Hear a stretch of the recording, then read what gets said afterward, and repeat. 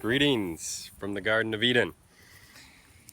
You may not be able to tell by this sunny, gorgeous weather that we're having right now, but we are getting into the fall season here, and in the next couple of weeks we're going to be having a freeze, so the season is changing, and we've got to get a bunch of harvesting in before the new season, and also ideally plant new crops for the new season.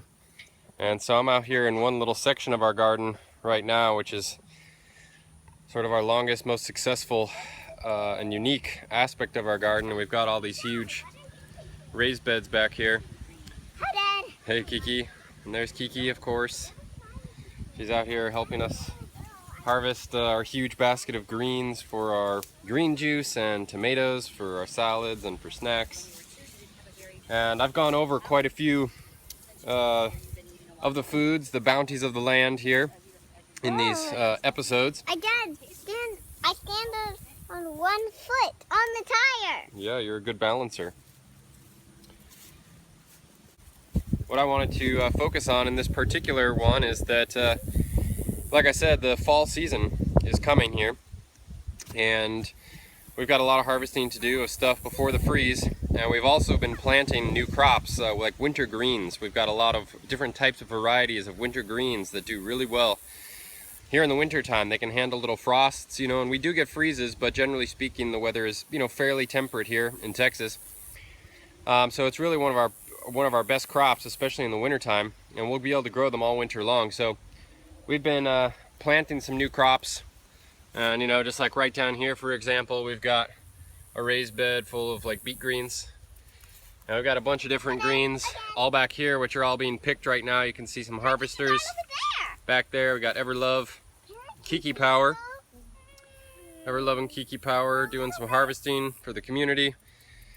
And a lot of those winter greens that we planted a couple weeks ago are now starting to get big enough to where we can actually harvest them. So we've already planted our sort of winter crop, and it's doing well. Now by the time the winter crop comes, we'll still have food.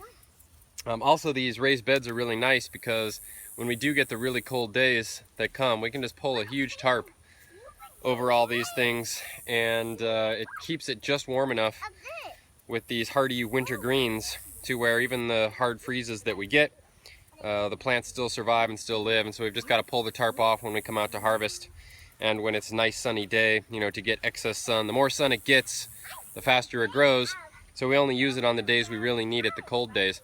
But it's nice to be able to do that, and that's worked out really well for us.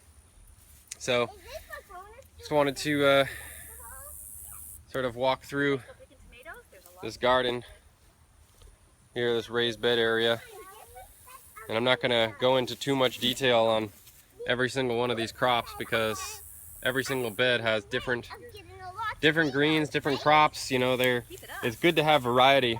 I like to have variety because it makes you more hardy to any types of diseases or bugs.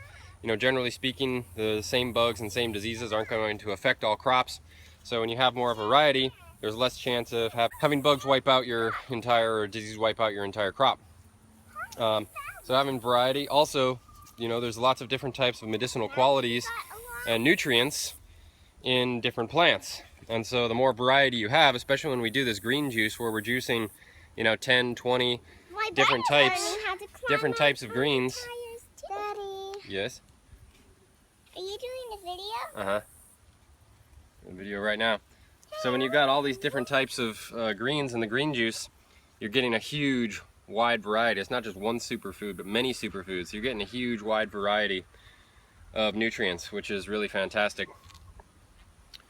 So, just walking by, picking. Do the grown-ups climb on these? Do the grown-ups do that? Got a huge basket. Basket's bigger than Everlove is.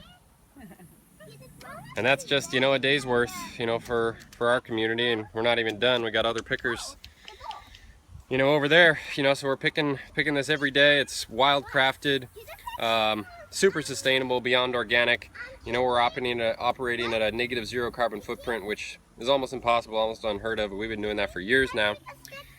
And right down here you can see the Malabar spinach. still thriving. I did a whole video on the Malabar spinach and one of my bounties of the land. We've got the golden tomatoes here, which are still, you know, thriving, still flourishing. Most people's tomatoes are all, you know, way dead and gone by now. I've done a special video on those as well. And we said hi to Everlove, we said hi to Kiki Power, and some of the other. I'm going to show your bowl so far, Kiki. Wow. That is nice.